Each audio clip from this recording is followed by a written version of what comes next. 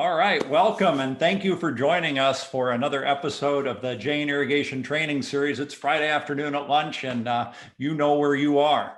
So today we are going to be talking about the Irrigation Consumer Bill of Rights. And I'll tell you why I think this is such a good subject to talk about is oftentimes we're told, well, as consumers, you really get to vote, and the way you get to vote for products or companies or manufacturers or distributors or designers is with your money. Who do you pay for your service from? But oftentimes what I have found is there's probably some due diligence that we all need to do as consumers that I certainly know sometimes I short circuit in order to make a quicker decision, right? Because everybody's busy today and everybody wants to get to the end zone faster. So sometimes I short circuit. And so what I like about what we're doing today is we're really going to talk about some of the questions you need answers to in order to make sure you're doing the best job, that you're fulfilling your responsibilities to your ranch or your landscape or to the job that you're performing, to the job at hand. So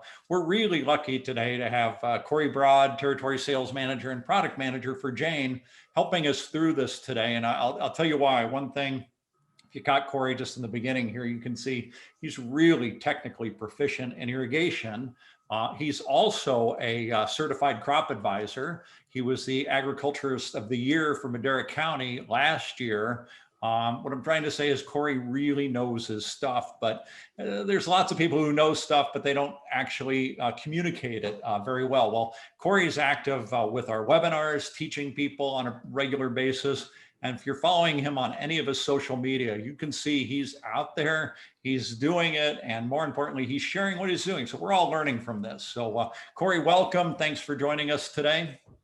Of course. No, thank you for the opportunity to talk about the subject. And as always, I think I'm on webinar number 6 now. So it's a lot of fun to be able to share that knowledge and maybe expand on some of those quick videos or photos that I do, because there's only so much time to keep people's attention. But I also know I appreciate the fact that people dedicate an hour of their time. Hopefully we can keep it just under that today, talking about really important subjects, like you said, whether it's technology, agriculture, landscape, anything in between, but really what we're dealing with water every day.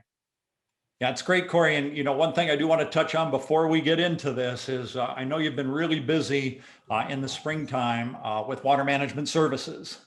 And boy, I want to ask you, how's that going so far? It's great. It's a bit of a challenge in the sense that May here in the Central Valley is always interesting. I believe today the high is 82 with wind. Yesterday the high was 97. The day before that was 93. 4 days before that was back in the 80s. So the temperatures really change a lot. And not just the temperature, but I talked about that wind, the humidity, all those things that go into affecting ET of your crops, which is the evapotranspiration. And so making sure that you're accounting for how much water is leaving your field, and then also making sure that you're applying it. And then based on the crop stage, it's certainly a lot to manage, but it's a great team and we have some great products and services we're doing there. And it's been a lot of fun to really help growers not only just manage the day-to-day irrigation activities, but also think about what the future holds and what the opportunities are. I actually got a call from a grower this morning here in the Fresno area. He's an almond grower, and there's an opportunity for him to work with his processor. His processor sent out an email the other night saying, we would really like you to be a part of this water resiliency program, if you will, and we are going to pay you up to 5 cents a pound extra for completing this document and certifying that you are part of maybe a water resiliency program, and saying, you're tracking how much water you're using and why you're using it and when you're putting it on. And I think that's a really, really great opportunity for somebody to not only be more efficient, but also economically benefit from that as well. That is really exciting, Cory, when you mentioned that earlier, and I thought, oh man, we have to hear this, because if you think back when Charles Fishman was on a few months ago, that was one of the things he said. It is really important to take water management forward, or get more people involved, is how we get them forward, is additional incentives. And so we see some coming from the government, some now from processors, some from water agencies. That's really great. So thanks for sharing that. I know everybody wanted to hear that. Of course. So, well, tell us a little bit about the Irrigation Consumer Bill of Rights. For sure. And in kind of getting started and why I chose this topic, I have the opportunity to really work with a number of talented individuals and companies across Central California, spanning from Bakersfield all the way up to Sacramento. And even then, interacting with our customers at different trade shows and different organizations from all across the country. And, we kind of talked about this photo earlier. And I think about, this is a dream scenario is for a grower, at least in my mind, is you can go out and you can look, you can see the wetting patterns. You have an idea of how much work went into that to make sure that this happens on not only one irrigation event, but throughout the life of that orchard and what it leads to on the productivity. And, on the right-hand side, I caught a little bit of the nuts that are starting to grow this year for the first time. And I just wanted to kind of capture all that. And again, not to get too artistic on everybody, but it's an opportunity to really say, this is what our expectation is as an industry, and this is what our consumers expect. How can we ensure that this is something that gets into the field more often than not? And so the Irrigation Consumer Bill of Rights, I think, is one step to do that. And I know we're going to tackle this in 3 different webinars. We'll go into that a little bit more, but specifically, we're going to talk about the Irrigation Consumer Bill of Rights general document today. I won't spend a ton of time with the introduction part because you always handle that well for me, but I threw up this slide here, as I always do, to talk about some of my background with my formal education coming from Fresno State University, and then going on through kind of what I call the IA training program, which is certifications from the Irrigation Association as an ag specialist. I have 2 certified irrigation designer licenses, and then in 2020, I was able to earn my certified crop advisor's license. So like you said, well-rounded in the technical aspects, and want to promote that to everybody in the sense that you can go do this too, and these are some great organizations to be involved in. So I hope everybody does. If you ever have questions about how to get involved or how to get certified, please reach out. I'd be happy to talk to you about that as well. But kind of jumping into the topic at hand with the Irrigation Consumer Bill of Rights, the Irrigation Training and Research Center, which is known as the ITRC at Cal Poly, has created the Irrigation Consumer Bill of Rights to cover all types of irrigation systems, designs, and installations. Cal Poly does a great job. I know I'm a Fresno State guy, so it hurts me a little bit to say, but they really do a great job of supporting our industry and created documents like we're going to go through today to really add value and bring standardization to what we're doing. And so I think it's important to note that the Irrigation Consumer Bill of Rights has really been expanded and updated and specialized throughout the years. And that's really come to result in 3 separate documents that are readily available online. You can log on right after this webinar, not during it, and download the documents for yourself. And then also they're referenced in many of the ITRC publications. So if you take any of their classes or have any of their books, there's usually more times than not a chapter in there covering what we're going to talk about today. And so again, those 3 documents or specializations, if you will, are the general Bill of Rights, which we'll talk about today, the drip micro specialty, and then also the soil and plant moisture monitoring systems. And those will come in separate webinars here in the future from us as well.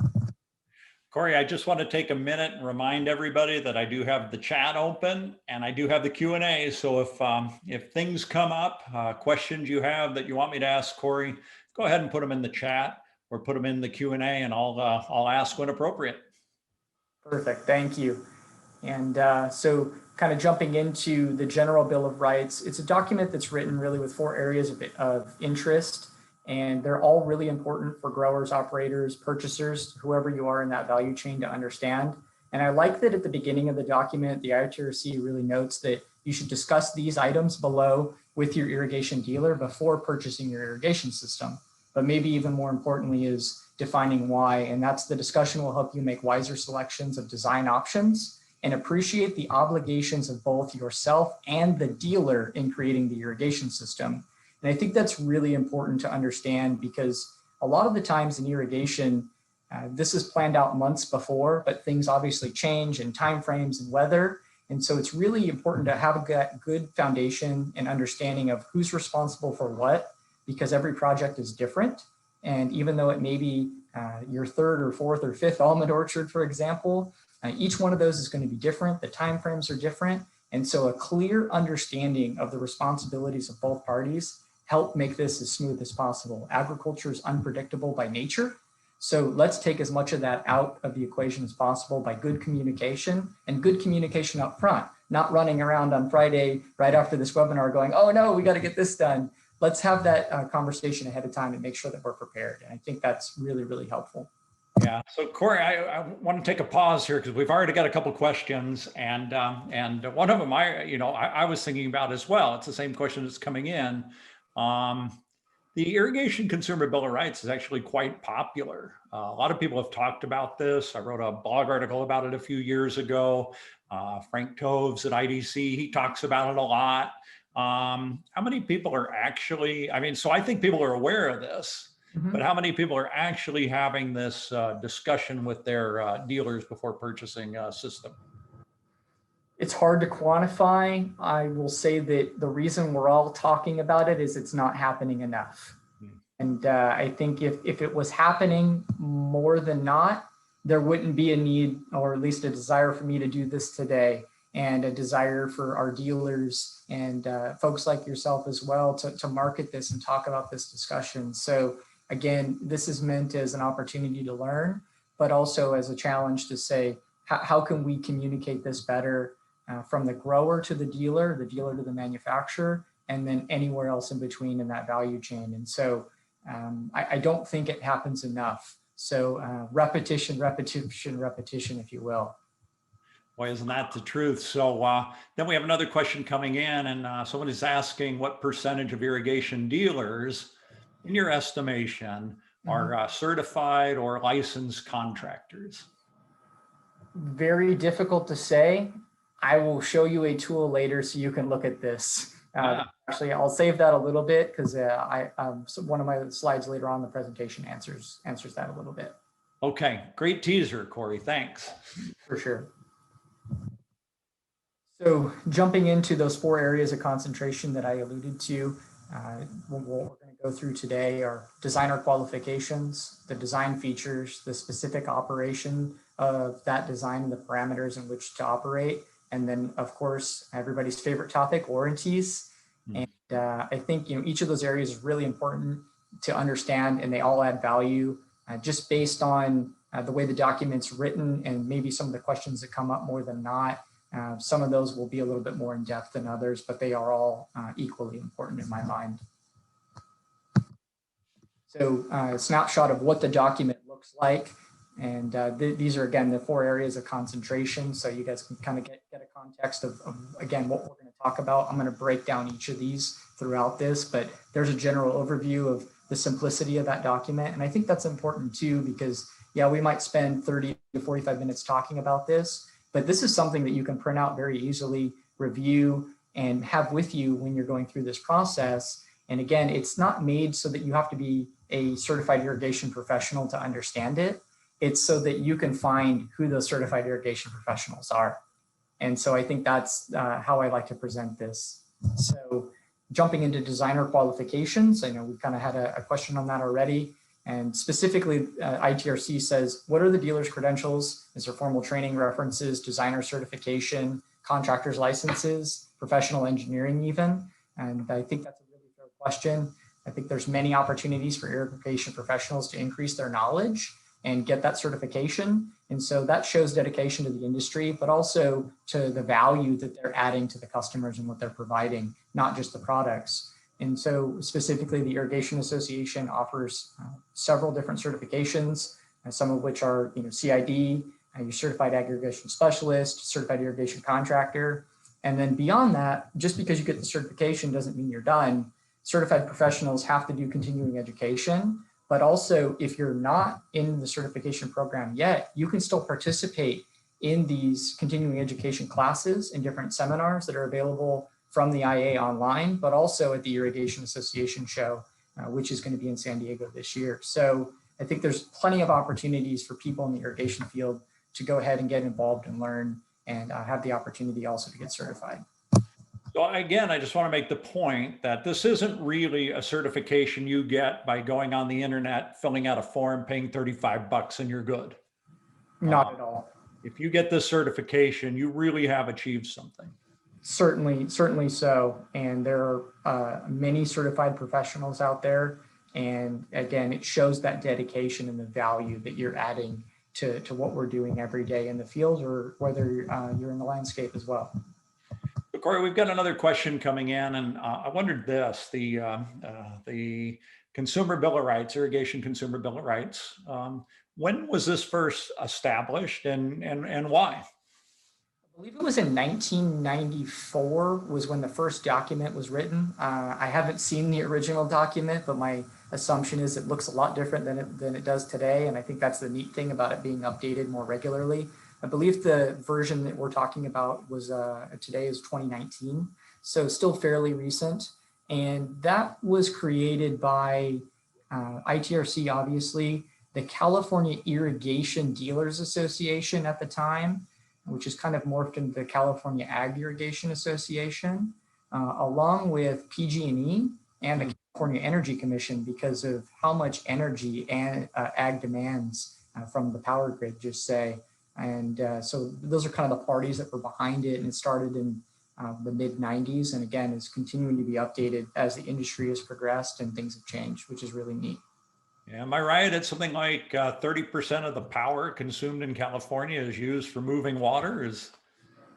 It could be more on some days, it feels like, especially when it was 97 yesterday. But yeah, it's certainly a significant amount of energy that gets used all the way from residential use to what we're doing in the field. So it's a lot of energy, and it's something that the state has looked at. And obviously with solar investments and things like that, we're trying to offset the best we can. But energy is a major component of what we're going to talk about today.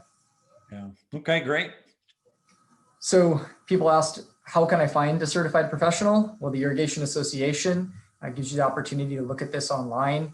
And so I just took a quick screenshot of the tab on the Irrigation Association website, which is down at the bottom. There's a link, irrigation.org. And so you can search by county, zip code, name, company, any way you want to try and find somebody, you can do so. And again, we talked about the CID itself. Well, there actually are special branches of that, if you will. So there's drip micro, there's sprinkler, and then there's landscape. And you talked about how important that is, or it's not just going online, filling out a form. Certification requires that you pass 2 exams and keep your continuing education credits and are a member of the Irrigation Association in good standing. And so you'll take a general irrigation design exam and then one of these 3 specialties at the top. And so again, it's not as simple as just registering. You actually have to go through a process. And I think that's why it's so important that if you do have it, that you market that to your customers, but also that the customers recognize that. And I think Jane Irrigation holds, just in the ag category, 8 different irrigation certifications, specifically just to ag. So it's a commitment that our company's made over the years. Since joining nearly 6 years ago, was probably one of the first things that they told me when they hired me is, if this is something you're interested in, we are behind you 100%. And that's something that I appreciate about the company and about the culture we've created. Yeah, Eric provides great leadership on this education side. We all appreciate that. Now, the other thing that I'm always impressed with is there's a certain amount of classroom knowledge needed, some study knowledge needed, but there's a practical side to a lot of these too, where you have to then go out and perform something for a year maybe, and show that you actually have the concepts. And I think it's fantastic, the certifications. Absolutely. Absolutely. So jumping into maybe some of the classroom, but also some of the real world stuff, I would be remiss if I didn't mention the training opportunities from the ITRC. Again, it kind of covers a broad range of irrigation topics and systems. I've had the opportunity to take, I think it's something like 5 or 6 of these classes that are listed here over my time, to not only increase my proficiency in the industry, but also work on those continuing education units. And so this is a great opportunity to do that. But again, drip micro design, pumps, fertigation, row crop, again, a very broad range. But you talked about maybe some of that real world experience. I live right in the middle of irrigated farmland country, if you will. So I'm working on drip systems every day and interfacing with growers and helping solve problems and creating solutions. And maybe not everybody has that available right away, but they want to get involved in the certification process. well, you can go and you can take a drip system troubleshooting class. And then there's also field evaluation classes and different ones that are not located here, but can be found at the ITRC website. I put the link up there for that as well. And I know last year was a little hard with everything that had gone on, so they did most of everything remote, but traditionally it's held during the summer and then also during the fall or the winter. And so it's an opportunity to go to Cal Poly, put your hands on drip lines, put your hands on filters, and maybe, you know, get a little wet, right? Run pressure through lines and see kind of how things work and get that real world experience. Yeah, you know, we've had Dr. Gowdy from the ITRC on a couple times as a guest. And if after Cory is done, if you want to look at our trainings and get an idea of the excellent trainings that they provide, you can do that. Absolutely, 100%. I recommend it. And Dr. Gowdy does a fantastic job with the ITRC, and obviously as a steward of the industry and is involved in the Irrigation Association. So again, somebody that I lean on heavily as well as a resource. It's kind of interesting, Cory, to hear you say that, because when he was on, he referenced back to your video on flushing systems and said, this Cory guy, he did a great job on showing this. So you guys are both complimentary of each other. For sure. I think I learned it from him. I did all the camera work. So it takes a partnership. This industry is all about building value in partnerships. As a manufacturer, I depend on our network of dealers, and the consumers depend on both of us. So again, it's all about sharing that information. So jumping into the second part, so we covered designer qualifications. Now we're going to go into design features. And so I took the little box kind of clip shot there, and then I kind of expanded it on the right-hand side. And so in bold are kind of the points that are the questions that they're asking. And then underneath are some of the notes that I put in for myself. So first off, what is the life expectancy of the system components? So consider, you know, the underground components, the filter units, emission devices all separate when thinking about this. And the reason I say that is you see there's a picture on the left-hand side of an irrigation installation. This would be a subsurface drip irrigation in Western Fresno County. So it'll go on to processing tomatoes. And so while we might put the piping and the riser and the filtration out in the field that might last, you know, 10, 20, 30 years plus, depending on maintenance and maybe not hitting it with a tractor, we're going to go put drip tape in there. And in this case, we did a 7/8 inch, 13 mil thick drip tape. Well, that means that drip tape will last us roughly about 5 to 7 years, depending on maintenance. And so that time frame is a little different than the time frame of all the other components. So I think it's really important to understand that, and especially when talking about drip tape, talking to your dealer about what is the lifespan of this product that I'm buying. And then also, if you're a dealer, consider what options best fit what the grower is going to be doing long term. And then looking at maybe safety features. Obviously, safety is really important. Does it have a pump stop PSI switch, which is like a high pressure kill switch, so that if the pressure spikes, maybe it just turns off the pump automatically? And hopefully if you have technology, it can send you an alert that happened, but at the very minimum, turns off that pump and make sure that, you know, you don't have a runaway irrigation system. Backflow prevention, it's pretty simple. Most of the government programs you talked about earlier, where if you're going to get the incentive funding, they're going to require that you have one anyways. I think it's a simple investment to protect your water sources and make sure that you don't have any chemical or anything that leaches back into the ground. And then pressure relief valves at your filter stations. If the filters get plugged or something happens, there's water hammer, you just make sure that you don't ruin that investment on that filtration unit. And then think about what are the options for those future upgrades. Is it going to be a different type of filtration? Is it an opportunity to expand your filtration if you add additional acreage? Is the pipe ran to where that additional acreage will be? The main line is sized for that. Those are all the things that, you know, need to be done well ahead of time. There's no sense in buying a 10-inch main line if you're going to add additional acreage, but you're going to need 12-inch later on in order to account for the extra friction loss or something like that. Those are the things that need to be done ahead of time. And then, of course, technology and automation options. I work with a grower where the irrigation system was designed without technology in mind, and they are transitioning into technology, but their cost to do so is significantly higher because of the retrofits and the amount of units that'll have to be deployed in order to make that system now automated, when up front they could have spent a lot less money and gotten it designed with that in mind ahead of time. So consider what technology can do for you in the future and how to set that up today. Doesn't mean that you need to go plug it in right now, but it's ready to go for when you are. And then of course, what is a recommended list of spare parts? Super easy, super simple to provide, but it's an opportunity to say, hey, here's this type of coupler, here's the size, different fittings that you can offer because maintenance will be required. And so if I'm going to ask you to do maintenance as a grower, I want to make it as easy as possible for you. And so just to confirm, Cory, you don't really need to know all these answers when you start your project, but you need to ask these questions of whoever's designing it and make sure they have the answers. Absolutely. That is the premise of what we're talking about today. Again, you don't have to be the expert. This is to help you identify who the experts are and to work with those people. Yeah, this is excellent. So helpful. Thank you. Of course. So we've covered two sections now, going into one of the larger sections, which was the middle part of that document earlier, the specific operation and design parameters. So what will the DU be on the entire field when new? I think it's fair to say that a target DU should be 0.92 or higher if possible, depending on conditions. I think anything less than that on a brand new system, in my mind, is an inefficient use. And remember, there's degradation. And so I think it's important that dealers submit this when submitting a design or bid proposal and making sure that you can quantify that between the different options that you're being provided.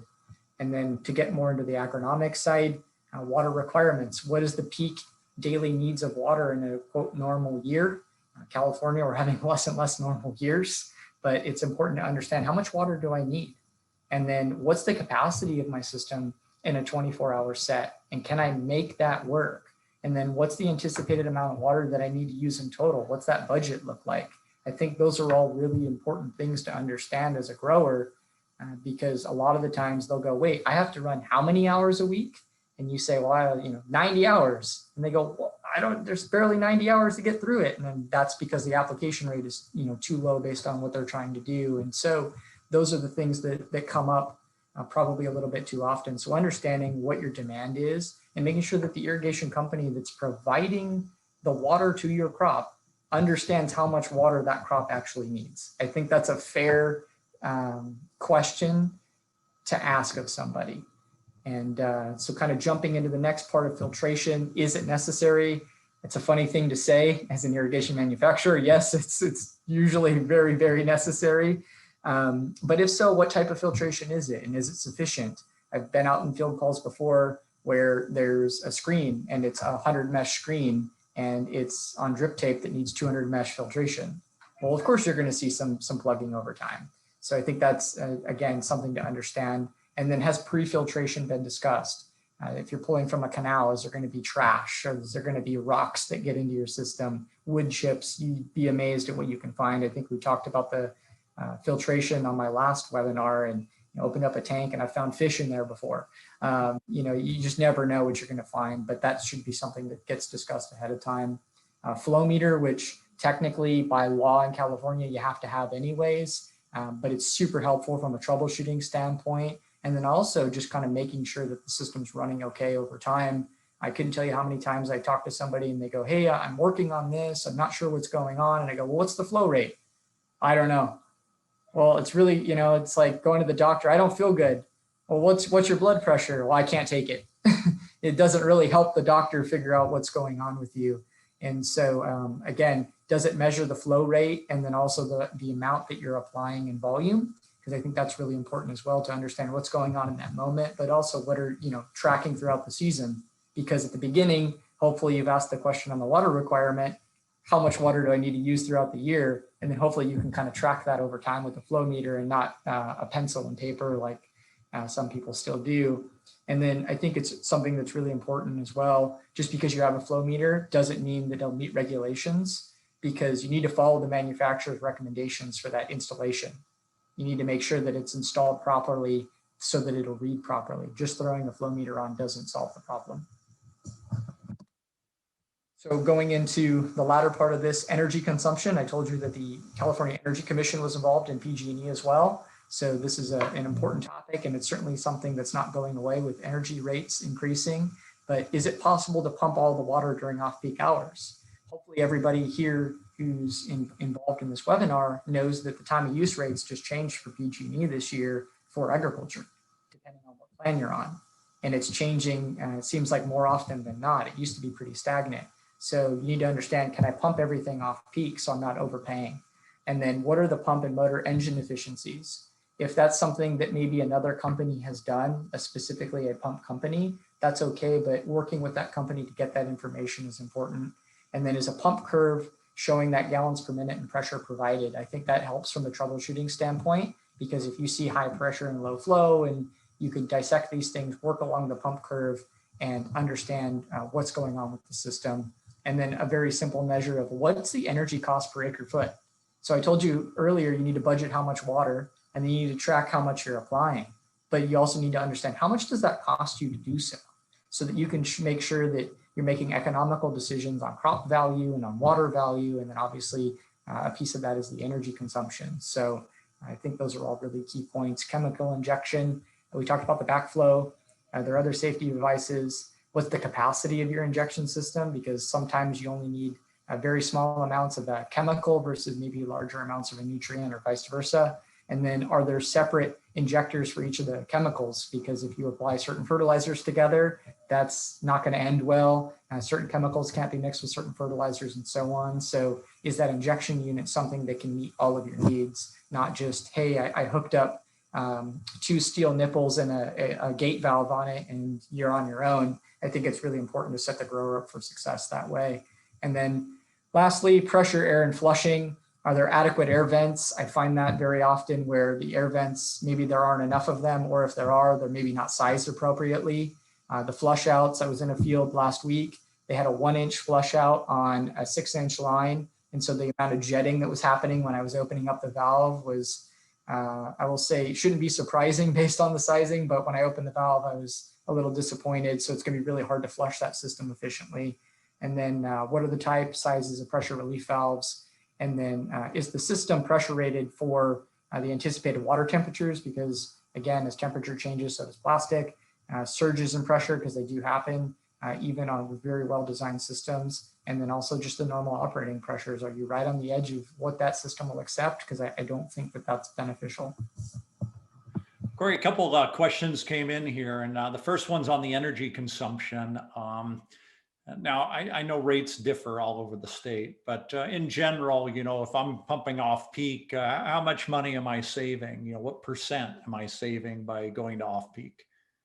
I mean, specifically, I can tell you that take the residential market, for instance. If I go from off peak to on peak in residential, it's a 28% increase in my kilowatt per hour. So one could reasonably deduct that it would be at a minimum that.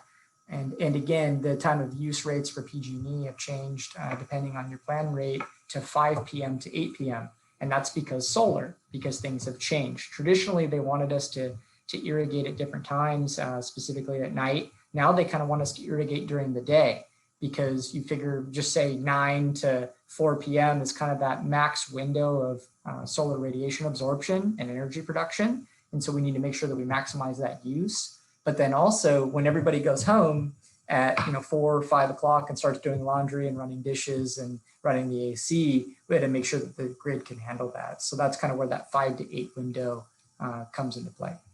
That's interesting how that's kind of a moving target. So we had another question here, and I'm not sure how familiar you are with, say, the certification of a licensed agricultural engineer, but somebody wants to know, how does that compare to like the IA certifications?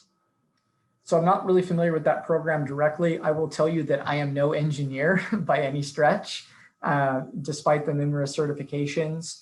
I do know people who are PEs and have gone on to get their full engineering license and are involved in the irrigation industry, which is great, because there certainly are projects that require that, and having that extra expertise is great. How they stack up, I'm not sure, but I can tell you that you don't have to be from a background of engineering or have formal engineering training in order to pass Irrigation Association certifications, but you certainly have to be proficient in laying out irrigation systems and making and answering basically all these questions that we're talking about today. Yeah. Okay, great. Thank you. Yep. So going into our last subject for the day, warranties. Again, nobody's favorite topic, especially from an irrigation manufacturer. Also, I know dealers don't enjoy it as well, but it's something that's a part of our life and something that's really important for everybody to understand. And so kind of going through the questions again, who provides the equipment installation? So again, that should be in that first conversation. Who does the startup of the irrigation system? And also, does any adjustments need to take place if there's pressure regulating valves or something like that? I see far too often where irrigation dealers finish the project, they flush the system, and then they quote toss the keys to the grower and they're like, all right, thank you. And, call us if you need us. And then it's on to the next. And that's, time is money. We all understand that. And that's how we can do things the most economical for the end user. But if that person's maybe not comfortable with the system or understands how to operate it, maybe they operate it inefficiently or they damage any of the things that you've done. And so that can just lead to kind of that finger pointing scenario. So in my opinion, I think that it's great if dealers offer full service packages to say, hey, you know what, Richard, you're a seasoned professional. You just need me to come do the work for you and lay out a good irrigation system and you're comfortable with it. Great. Or no, Richard, you know what? This is your first one. Maybe you're not comfortable. You need a little bit of more one-on-one training and working through that process. I think that's something that should be provided. Should be, an opportunity to increase value and hopefully income for the dealer. But there should be options there in my mind. And then talking about specific warranties on individual components and also the system design. Of course, we always tout at Jane. We've had an industry-leading 12-year warranty on tubing and emitter line for several years. That's no secret. And we've always tried to take, I would say, the high road in that scenario because we're confident in our products, we're confident in our people, and also our processes and ingredients. So you need to understand as a consumer that not all drip tubing is the same and not all warranties are the same. And so, again, who's providing warranties and what do the warranties cover and what do they exclude? And that, again, is a very direct question. I don't think it takes a lot of interpretation there. And then, is that irrigation dealer a full service dealer? I only put in bold the full service part. And so how I interpret that is, do they complete the design themselves? Are they certified to do so? Do they install the products? Or are they using a lot of subcontractors, which is okay as well, but those are really important to understand. And then can all the necessary products be purchased by the dealer directly from a manufacturer? Because I think that also is important to understand is, do they have that relationship and access to the folks who are making that product and who are the technical experts on it? Because sometimes additional eyes are needed on solving a problem or creating a solution. And so they need to be able to have that direct channel. And then, of course, always important, are they financially capable of standing behind the warranties? Because you can make a lot of promises, but if you can't back it up, it really adds no value.